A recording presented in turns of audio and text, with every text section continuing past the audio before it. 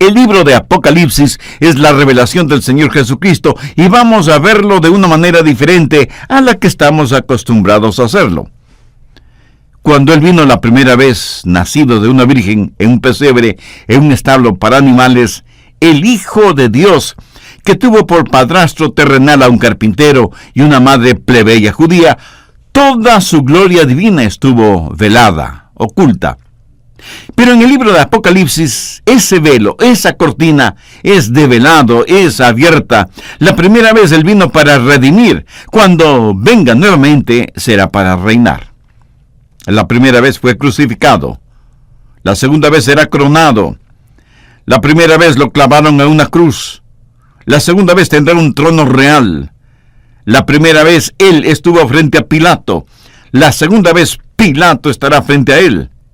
La primera vez vino como siervo sufriente. La segunda vez vendrá como soberano supremo, Rey de reyes y Señor de señores.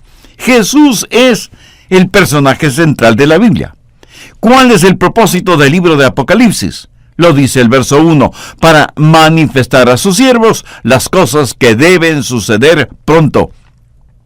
La palabra siervo en el original griego es doulos, o sea, una persona que habiendo sido esclava fue puesta en libertad, pero que voluntariamente desea seguir siendo esclava de su amo, a quien le dice, quiero de mi propia voluntad seguir siendo tu esclavo. ¿Sabía que los hijos e hijas de Dios debemos ser ese tipo de esclavos y decir, Señor Jesús, porque en verdad me amas y porque en verdad te amo, yo quiero ser tu esclavo para toda la vida? Permítame hacerle una pregunta. ¿Es usted un esclavo o esclava de Jesucristo? Bueno, tenga cuidado cómo contesta, porque si usted dice que no lo es, le puedo asegurar que no entenderá el libro de Apocalipsis porque fue escrito para los esclavos de Jesucristo. Pero si usted es un esclavo o esclava de Jesucristo, usted no tropezará en la oscuridad. Pero aquí no solo tenemos el propósito, sino también una consoladora promesa. Mire el verso 3. Bienaventurado el que lee y los que oyen las palabras de esta profecía y guardan las cosas en ella escritas. Esto no significa solo el escuchar con los oídos.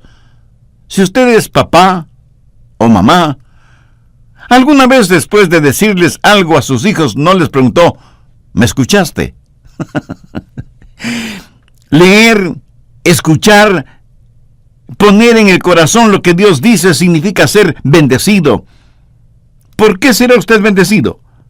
Primero, porque va a entender el misterio de la historia. Este mundo no tiene sentido aparte de lo que Dios revela en su libro, la Biblia.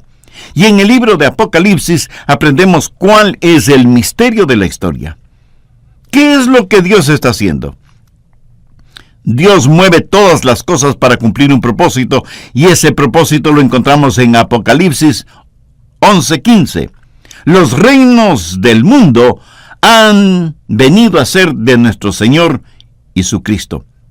Uno de estos días este mundo, destrozado por las guerras, saturado por pecados, dominado por el materialismo y la carnalidad, verá a Jesús en el trono, y todos los reinos de este mundo pasarán a ser la posesión del Señor Jesucristo. Si lee los 2 primeros capítulos de la Biblia, no encontrará al diablo en esos capítulos. Si lee los 2 últimos capítulos de la Biblia, tampoco encontrará al diablo. Y eso es una verdadera bendición. La tierra será llena del conocimiento de la gloria del Señor, como las aguas cubren el mar. ¿Por qué es que las cosas están como están en nuestro mundo actual? Porque las cosas están fuera de su lugar. Piénselo. La iglesia, la novia de Cristo, aún no está con su novio. Jesús, el Rey, debe estar reinando desde su trono, pero aún no reina. El diablo, que es un criminal, debería andar en la cárcel, pero está suelto. Sin embargo, escuche, uno de estos días la novia estará con su novio, el Rey estará en su trono y el diablo estará en prisión. ¡Qué maravilloso será ese día! ¿No le parece que saber esto es una verdadera bendición? Leer, entender y hacer las cosas que nos revela Apocalipsis, no solo que nos bendice, sino que nos proporciona estabilidad.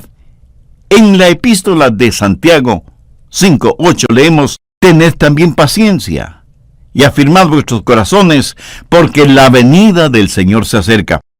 Mi amigo, la única manera de tener estabilidad en este mundo tan inestable es el saber que hay una esperanza bienaventurada, el regreso del Señor Jesucristo.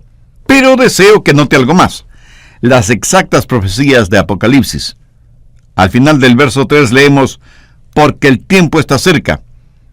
Y aunque eso fue hace más de 2000 años, Juan dijo: porque el tiempo está cerca. ¿Se equivocó el apóstol Juan? No, de ninguna manera. Si usted no aprende ninguna otra cosa de estos mensajes proféticos, quiero que aprenda lo siguiente: el tiempo está cerca. Pudiera no ser inmediato, pero siempre es inminente. A veces me preguntan: pastor, ¿estos son los últimos días? Mi amigo, los últimos días comenzaron desde el mismo momento en que el Señor Jesucristo ascendió a los cielos. Por lo tanto, sí, estamos viviendo en los últimos días. Anote al margen 1 de Pedro 4:7, mas el fin de todas las cosas se acerca. Sed pues sobrios y velad en oración. Y en 1 de Corintios 10:11, el apóstol dice: y estas cosas les acontecieron como ejemplo y están escritas para amonestaros a nosotros, a quienes han alcanzado los fines de los siglos. Veamos ahora Filipenses 4:5. Vuestra gentileza sea conocida de todos los hombres, el Señor está cerca. Y en 1 de Juan 2:18, hijitos, ya es el último tiempo. Y aunque todo esto fue escrito hace más de 20 siglos, todos estos versos prácticamente dicen lo mismo: Jesús está muy cerca de regresar. Algunas personas tienen la idea de que ciertas profecías tienen que cumplirse antes del regreso de Jesús. No, eso no es cierto. Su regreso siempre es inminente. Suponga que usted nunca ha visto el océano y vive a 1500 kilómetros de distancia y va manejando rumbo al océano, y maneja, y maneja, y maneja, hasta que por fin llega al océano. Muchas personas piensan así de la segunda venida del Señor Jesucristo. Estamos aquí, pero la segunda venida está allá a la distancia, y nosotros estamos tratando de llegar a ella. No, no y no. Amigo, estamos en los umbrales del regreso del Señor. Estamos viviendo al filo de la eternidad. Desde el tiempo que Jesús vino la primera vez, estamos al filo de la eternidad. El tiempo está cercano. Jesús puede venir en cualquier momento. Hace más de 2000 años, Juan dijo que el tiempo estaba cercano. ¿Cómo podemos entender el libro de Apocalipsis? Gracias a Dios, Él ha provisto una llave dorada que abre este libro, y es el verso 19.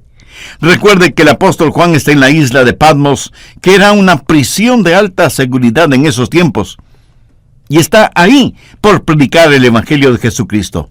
Pensaron que así callarían a Juan y terminarían con su mensaje. La mayor bendición para este mundo es que Juan haya estado preso en Patmos, porque fue allí en donde Dios le dio el libro de Apocalipsis. Y en el verso 19, Juan recibe órdenes directas de Dios. Escribe las cosas que has visto, y las que son, y las que han de ser después de estas. Esta es la llave dorada para entender el libro de Apocalipsis, y la comisión que Dios le dio a Juan es muy clara y precisa. Nosotros no vamos a hablar de las dos primeras, sino de la tercera, o sea, las cosas que serán después de estas. Pero deseo mencionar brevemente algo sobre las dos primeras. Juan tuvo una visión de Jesús glorificado, del Cristo conquistador. En Apocalipsis no vemos a Cristo como Salvador, sino como juez. La visión que Juan tuvo de Jesús es que vio a uno semejante al Hijo del Hombre, vestido de una ropa que llegaba hasta los pies, y ceñido por el pecho con un cinto de oro. Su cabeza y sus cabellos eran blancos como blanca lana, sus ojos como llamas de fuego, y su rostro era como el sol cuando resplandece en su fuerza. Y este Jesús le dijo a Juan que escriba las cosas que iban a ser, no solo las del pasado, sino también las del presente. La época de la iglesia que comenzó en Pentecostés y que terminará cuando Jesús venga por su iglesia. Estamos viviendo en el período de las cosas que son. 7 iglesias mencionadas en los capítulos 2 y 3. Y hay una frase que se repite constantemente: el que tiene oído, oiga lo que el Espíritu dice a las iglesias. El Espíritu Santo habla. La cuestión es si nosotros le estamos escuchando. Muchos de ustedes pudieran estar oyendo este mensaje, pero no lo escuchan. Y no es porque el Espíritu no esté hablando, sino porque nosotros no estamos escuchando. El que tiene oído, oiga lo que el Espíritu dice a la iglesia. Se repite 7 veces. Estamos viviendo en el período de la iglesia. ¿Y qué es lo que Juan vio? Vio a Cristo glorificado. Vio a las 7 iglesias que son representativas de todas las iglesias desde los tiempos apostólicos hasta el presente. Y luego viene la orden. Escribe las cosas que han de ser después de estas. Y de esas cosas quiero hablarle. Quiero que vea el bosquejo divino de este libro que, comenzando en el capítulo 4 y hasta el 22, habla de las cosas que serán. Voy a mencionar las cosas en orden cronológico. Quiero que vea el gran cuadro y entienda el panorama profético en su totalidad. Primero, las cosas que serán.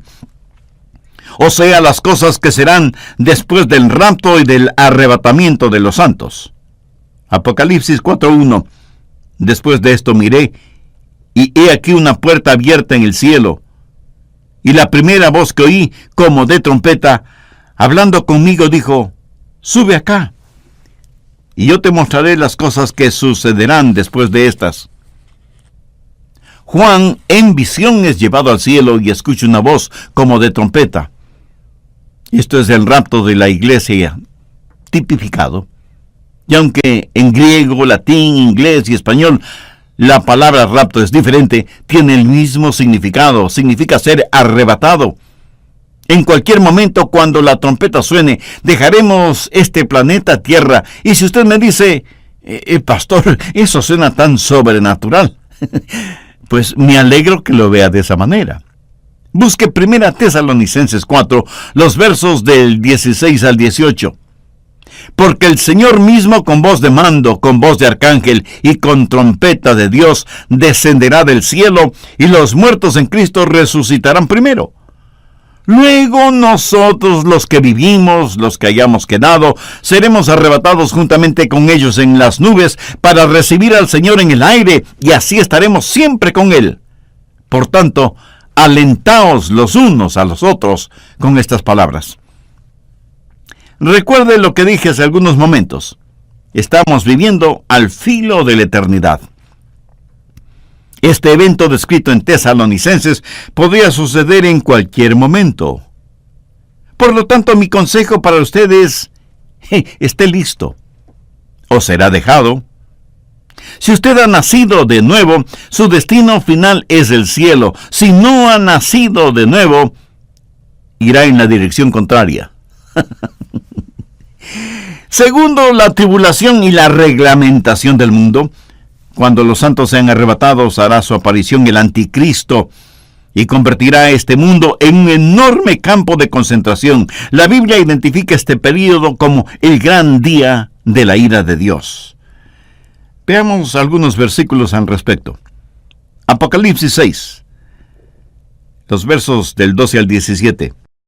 Miré cuando abrió el sexto sello, y aquí hubo un gran terremoto, y el sol se puso negro como tela de silicio, y la luna se volvió toda como sangre, y las estrellas del cielo cayeron sobre la tierra, como la higuera deja caer sus higos cuando es sacudida por un fuerte viento. Y el cielo se desvaneció como un pergamino que se enrolla, y todo monte y toda isla se removió de su lugar.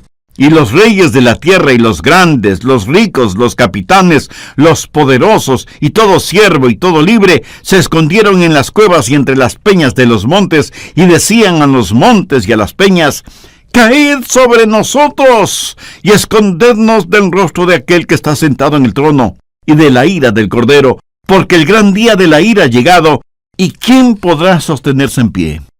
¿Ha pensado alguna vez en forma seria sobre el juicio de Dios? Porque aunque mucho se predica y se enseña sobre el amor de Dios, el otro lado de esa moneda es el juicio, la justicia de Dios. La ira de Dios será derramada sobre los que han rechazado a Jesucristo, no sobre los hijos e hijas de Dios. Si usted me pregunta si yo verdaderamente creo que Jesús va a gobernar y reinar en esta tierra, escúcheme, sí, lo creo absolutamente. Piensa en eso. ¿Cuántas veces usted ha orado diciendo, venga tu reino, sea hecha tu voluntad, como en el cielo, así también en la tierra? ¿Cree usted que Jesús nos hubiera enseñado a pedir algo que nunca se haría realidad? ¿Acaso no fue el mismo Señor Jesucristo quien en las bienaventuranzas dijo, bienaventurados los pobres de espíritu, porque de ellos es el reino de los cielos?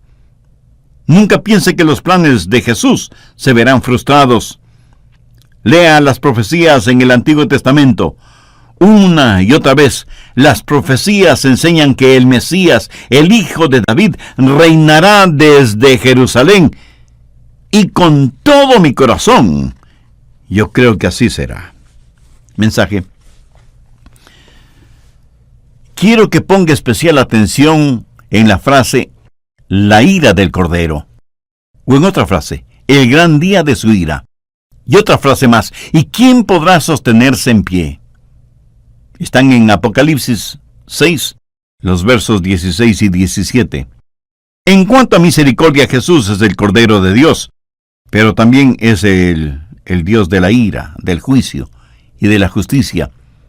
Y parece que hay una batalla entre la misericordia de Dios y la ira de Dios, y las turbulentas aguas de la ira de Dios golpean furiosamente contra la represa de su misericordia. Uno de estos días esa represa cederá, y el gran día de su ira llegará. ¿Y quién será capaz de mantenerse en pie? Apocalipsis dice que en ese día los hombres desearán morir, buscarán la muerte y no la encontrarán. Lo que conocemos como la muerte en nuestros días será una liberación y nadie podrá esconderse de Dios, aunque se metan en cavernas o se escondan entre las rocas. Durante este tiempo del anticristo y la reglamentación del mundo, nadie que no tenga la marca o el nombre de la bestia grabado en su mano o en su frente podrá comprar o vender. Esa será la manera en que el anticristo controlará las actividades de todo el mundo. Aún en nuestros propios días ya se escucha la frase, mientras las máquinas actúan más como los hombres, más y más los hombres actúan como máquinas. Tercero, Armagedón y la destrucción de la bestia. Vendrá el superhombre de Satanás, el hombre de pecado, la bestia, que dominará y reglamentará a todo el mundo por medio de las finanzas y los milagros. Pero todo esto no es más que el prólogo para la batalla de Armagedón. Veamos Apocalipsis 13, los 3 primeros versos. Me paré sobre la arena del mar, y vi subir del mar una bestia que tenía 7 cabezas y 10 cuernos, y en sus cuernos 10 diademas, y sobre sus cabezas un nombre blasfemo. Y la bestia que vi era semejante a un leopardo, y sus pies como de oso, y su boca como boca de león. Y el dragón le dio su poder y su trono y grande autoridad. Vi una de sus cabezas como herida de muerte, pero su herida mortal fue sanada. Y se maravilló toda la tierra en pos de la bestia. Durante este tiempo, cuando se haga presente este líder mundial durante el período de la tribulación, los demonios invadirán el mundo. Estos espíritus demoníacos influenciarán en los reyes y gobernantes de la tierra para juntarlos y prepararlos para la gran batalla de Armagedón. Busque Apocalipsis 16, desde el verso 13. Juan dice, y vi salir de la boca del dragón y de la boca de la bestia y de la boca del falso profeta 3 espíritus inmundos a manera de ranas, pues son espíritus de demonios que hacen señales, y van a los reyes de la tierra en todo el mundo para reunirlos a la gran batalla de aquel día, el gran día del Dios Todopoderoso. Y aquí yo vengo como ladrón. Bienaventurado el que vela y guarda sus ropas, para que no ande desnudo y no vean su vergüenza. Y los reunió en el lugar que en hebreo se llama Armagedón. ¿Qué significa todo esto?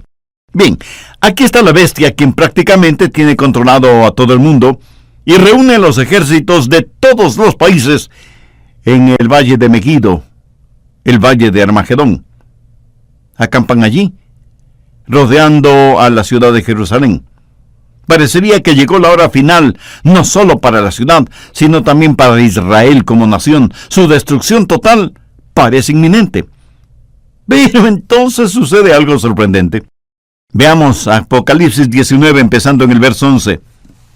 Entonces vi el cielo abierto, y he aquí un caballo blanco, y el que lo montaba se llamaba Fiel y Verdadero, y con justicia juzga y pelea. Sus ojos eran como llama de fuego, y había en su cabeza muchas diademas, y tenía un nombre escrito que ninguno conocía sino él mismo. Estaba vestido de una ropa teñida en sangre, y su nombre es el Verbo de Dios. Y los ejércitos celestiales, vestidos de lino finísimo, blanco y limpio, le seguían en caballos blancos. De su boca sale una espada aguda para herir con ella las naciones, y él las regirá con vara de hierro. Y él pisa el lagar del vino del furor y de la ira del Dios Todopoderoso. Y en su vestidura y en su muslo tiene escrito este nombre: Rey de Reyes y Señor de Señores. Y un poquito más adelante en el verso 19 leemos: y vi a la bestia, a los reyes de la tierra y a sus ejércitos reunidos para guerrear contra el que montaba el caballo y contra su ejército. Y la bestia fue apresada, y con ella el falso profeta que había hecho delante de ella las señales con las cuales había engañado a los que recibieron la marca de la bestia y habían adorado su imagen. Estos dos fueron lanzados vivos dentro del lago de fuego que arde con azufre. Y los demás fueron muertos con la espada que salía de la boca del que montaba el caballo, y todas las aves se saciaron de las carnes de ellos. Mi amigo, este es el escenario. Aquí está el anticristo con sus ejércitos, listos para hacer la guerra contra el Dios de los cielos. ¡Qué prepotencia y qué vanidad que vemos aquí! Están listos a pelear contra Jesús y sus ejércitos celestiales. Y Jesús viene no por su iglesia, sino con su iglesia, después de los 7 años de tribulación. Y ahí está el anticristo, bravucón, profiriendo maldiciones y blasfemias contra el Altísimo. Parece que la tremenda guerra va a comenzar, y Jesús levanta su mano, dice 2 sencillas palabras: ¡caigan muertos! El fin de la guerra. Jesús ha destruido a los ejércitos globales del anticristo con 2 palabras: ¡caigan muertos! Se terminó la gran batalla de Armagedón. Cuarto, el milenio y la glorificación del Salvador. Apocalipsis 20, desde el verso 1. Vi un ángel que descendía del cielo con la llave del abismo y una gran cadena en la mano, y prendió al dragón, la serpiente antigua, que es el diablo y Satanás, y lo ató por 1000 años, y lo arrojó al abismo, y lo encerró, y puso su sello sobre él para que no engañase más a las naciones hasta que fuesen cumplidos 1000 años, y después de esto debe ser desatado por un poco de tiempo. Y vi tronos, y se sentaron sobre ellos los que recibieron facultad de juzgar, y vi las almas de los decapitados por causa del testimonio de Jesús y por la palabra de Dios, los que no habían adorado a la bestia ni a su imagen, y que no recibieron la marca en sus frentes ni en sus manos, y vivieron y reinaron con Cristo 1000 años. Pero los otros muertos no volvieron a vivir hasta que se cumplieron 1000 años. Esta es la primera resurrección. Bienaventurado y santo el que tiene parte en la primera resurrección. La segunda muerte no tiene potestad sobre estos, sino que serán sacerdotes de Dios y de Cristo, y reinarán con él 1000 años. Si usted me pregunta si yo verdaderamente creo que Jesús va a reinar y gobernar en esta tierra, escúcheme. Sí, lo creo absolutamente. Piensa en eso. ¿Cuántas veces usted ha orado diciendo: venga tu reino, sea hecha tu voluntad como en el cielo, así también en la tierra? Ahora escúcheme, ¿cree usted que Jesús nos hubiera enseñado a pedir por algo que nunca se haría realidad? ¿Acaso no fue el mismo Señor Jesucristo quien en las bienaventuranzas dijo: bienaventurados los pobres de espíritu, porque de ellos es el reino de los cielos? Nunca piense que los planes de Jesús se verán frustrados. Lean las profecías en el Antiguo Testamento. Una y otra vez las profecías enseñan que el Mesías, el Hijo de David, reinará desde Jerusalén. Y con todo mi corazón yo creo que así será. Vendrán los 1000 años dorados, cuando el león y el cordero se acostarán juntos, pero el cordero no estará en el estómago del león. Vendrá el tiempo cuando el desierto florecerá como una rosa, y los campos y los árboles aplaudirán, y la tierra estará llena con el conocimiento de la gloria de Dios, como las aguas cubren el mar. ¡Qué tiempo extraordinario será ese cuando Cristo gobierne y reine en esta tierra! Quinto, la condenación de los pecadores y el juicio final. Cuando todos estos eventos lleguen a su clímax, habrá el juicio final y la condenación de los pecadores. Leemos en Apocalipsis 20:11: y vi un gran trono blanco y al que estaba sentado en él, delante del cual huyeron la tierra y el cielo, y ningún lugar se encontró para ellos. Y vi a los muertos, grandes y pequeños, de pie ante Dios. Y los libros fueron abiertos, y otro libro fue abierto, el cual es el libro de la vida. Y fueron juzgados los muertos por las cosas que estaban escritas en los libros, según sus obras. Y la muerte y el Hades fueron lanzados al lago de fuego. Esta es la muerte segunda. Y el que no se halló inscrito en el libro de la vida fue lanzado al lago de fuego. Amiga, amigo, ¿está su nombre inscrito en el libro de la vida? Si no lo está, uno de estos días se encontrará inevitablemente frente al Señor Jesucristo, porque usted tiene una cita fija con la deidad, frente al gran trono blanco, y los muertos resucitados estarán frente a Jesús para ser juzgados. Mientras usted vivía, usted lo maldijo a sus espaldas. Me pregunto si lo maldecirá estando frente a frente. Si usted no tiene al Señor Jesucristo como Salvador, un día lo tendrá, pero como juez. Llegará el día del juicio final, y Dios va a esperar hasta que el final de la historia, cuando Él ponga el punto final a la última palabra del último capítulo del último libro, cuando todas las obras estén completas, cuando su influencia terrenal haya desaparecido, cuando la última oportunidad se haya extinguido, será el juicio final. Sexto, el estado eterno y el destino de las especies. Carlos Darwin habló del origen de las especies. Usted preocúpese más por el destino final de las especies. Busque Apocalipsis 21 desde el verso 6. Y me dijo: hecho está.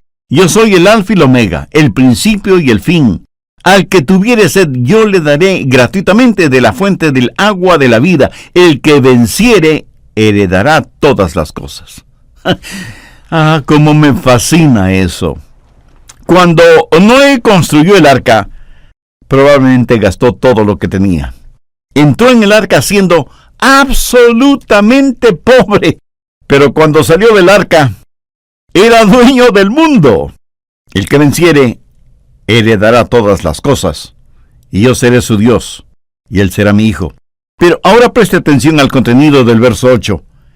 Pero los cobardes e incrédulos, los abominables y homicidas, los fornicarios y hechiceros, los idólatras y todos los mentirosos tendrán su parte en el lago que arde con fuego y azufre, que es la muerte segunda. Cuando Dios lo creó a usted, lo creó como un ser viviente, un